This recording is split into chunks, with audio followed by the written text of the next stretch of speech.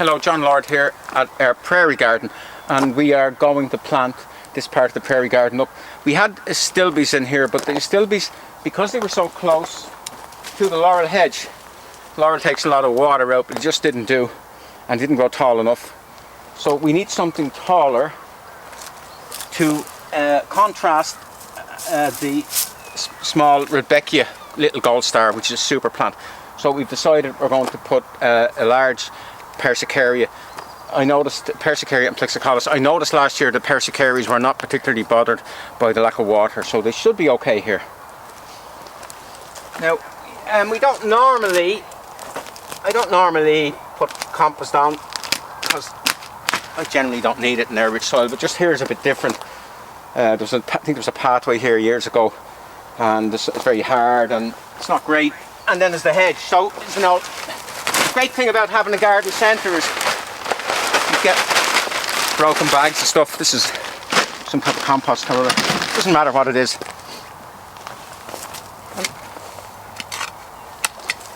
When we plant these, when we plant the stuff, that'll all get dug in. There's a little bit of the Astilbe that we took out. Now, just before we go, there's more. Astilbe. It's just typical, isn't it? As soon as you get rid of it, it starts doing well to make you feel guilty. Just want to look at the plant over here. Very interesting.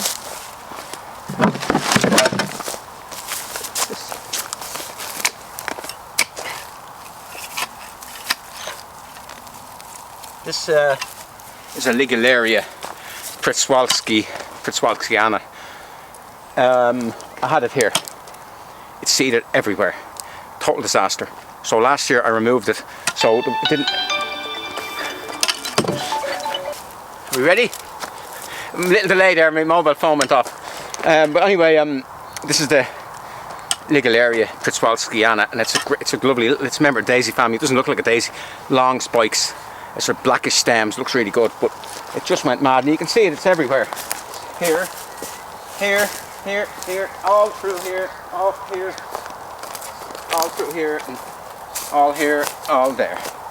So it has to go, and we have to get rid of every single bit of it. So there's a good, at least hour's work, and maybe 2 hours work to get rid of it, and then we'll have to do it again, maybe a few months later, and maybe a little bit more next year, and then we're finished. If we had left that here, and a lot of people would do that, the following year it would have moved further out, then further out.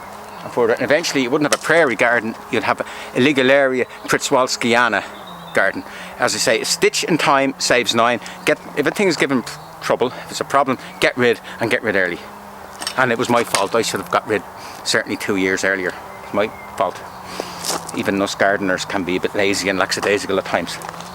Now we're going to dig up a not Ligularia, what you call it, Persicaria, called Caliente, amplexicaulis Caliente, which means hot. So it's a sort of a lovely, warm, orangey sort of pinky.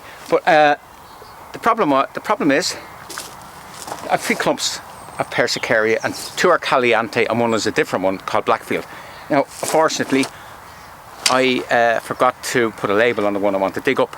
So I'm afraid I might put, how will I know I don't put the wrong one? I definitely want the orangey one, the warmer one, as a foil to the what you call it, the nice yellow daisy, the small Rudbeckia in front. So I want, that's the combination I want. So that's the clump here. Very small bud starting, and there's the second clump, much further advanced. And here's the third clump, much further advanced. So those 2 are the same, and that one is different. So those 2 must be Caliente. So I'm away. So we'll take that one up. We leave this one. By the way, this flower here is Viburnum burkwoodii, and it's a pity we don't have smell-o-vision because it has got the most amazing smell. If you want to plant a Viburnum that's semi-evergreen and really, really scented, I would go for burkwoodii or a burkwoodii derivative. They're brilliant. As you can see, they grow quite big. Now, so we'll start digging this up. And we replace it. I don't know what we replace it with, but that's another nice job. Good. Certainly, it's not coming out easy. Oh, we just do one piece. Now we'll have a look at it.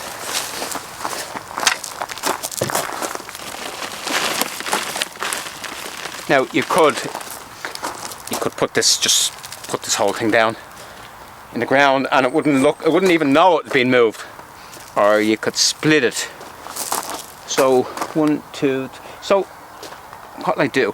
What the best way to go about it, because I'm making this up as I go along, because it's only when you start doing it you realise what you have to do.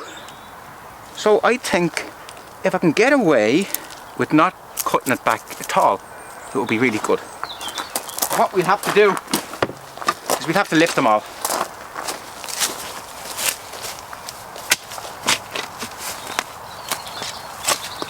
Unfortunately,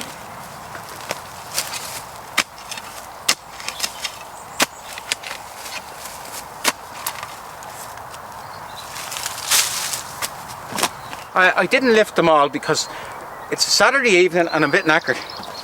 And that's for Monday morning. So we'll there's the edge about here. And we'll see, have we enough?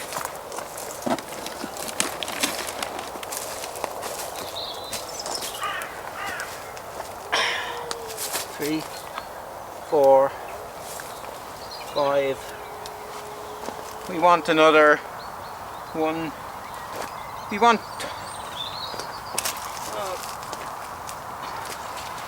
I think what we'll do is we plant these here, and then on Monday we'll take the rest around, and if there's not enough to fill, we lift 1 or 2 of them and chop them in half to fill in the gap, but we won't cut them now. Just show you how easy it is.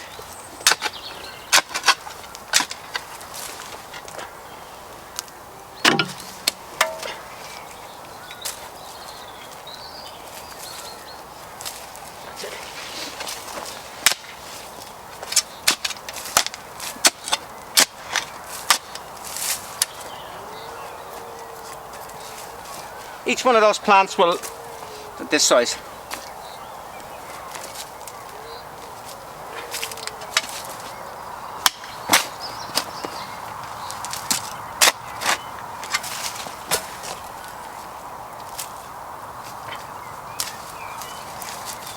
Three.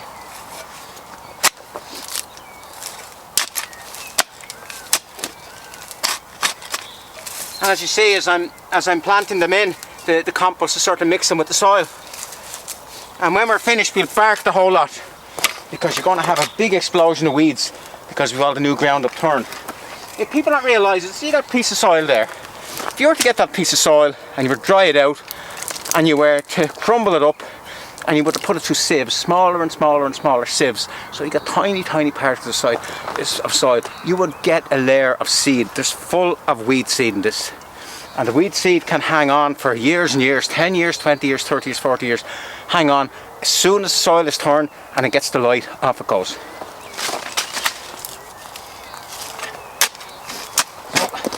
Nature never sleeps. When people say, oh, that's a terrible thing, weeds do not. But just say you have a landslide and then the weed seeds grow and covers the land and stops it sliding any further. So weeds are very important. Even though they're a nuisance to us gardeners, but they're very important in nature. There we go. So we 1, 2, 3, 4, 5, and we need maybe 1, 2, 3, 4, another 10. And that's it. Thank you for listening and watching on a Saturday evening. I might have a nice glass of wine now tonight, maybe, as it being the Saturday. This is the finished product of what we started in video the last day. It was Persicarias we planted, and when we planted them we didn't have enough, so we had to split them smaller than we liked, and they were a bit unhappy, but we've been watering them and I think they're starting to recover. But we give them one more water. Now that's a lovely big red Persicaria, spiky, and that's the flat daisy flower, yellow. It's going to be a good combination. Now, it's the magic hedge.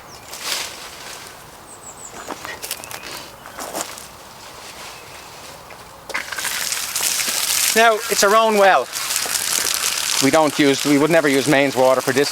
And I'm not, believe it or not, we hardly ever water here. We only water when we're watering stuff in. We don't tend to water because people water far too much. And this well water was tested and it's not fit for human consumption. So I wash my mouth occasionally for the probiotics. Give them a good going over.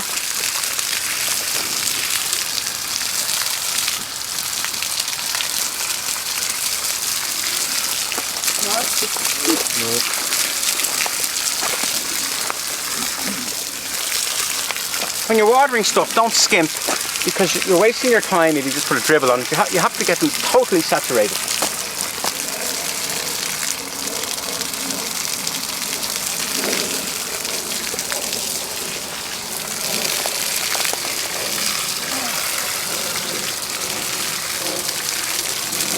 There we are, turn off the hedge. Oh, and we'll water them again next week, and we'll water them maybe 2 weeks after that, and then if it gets really dry, we'll maybe water them once or twice. So in the whole for this season, maybe 4 or 5 times, and that's it. No more watering. If a thing has to be watered regularly in your garden, it shouldn't be there, particularly in Ireland.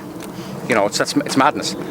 So anyway, that's the Persicaria, and we'll take videos during the season to see how well it's getting on.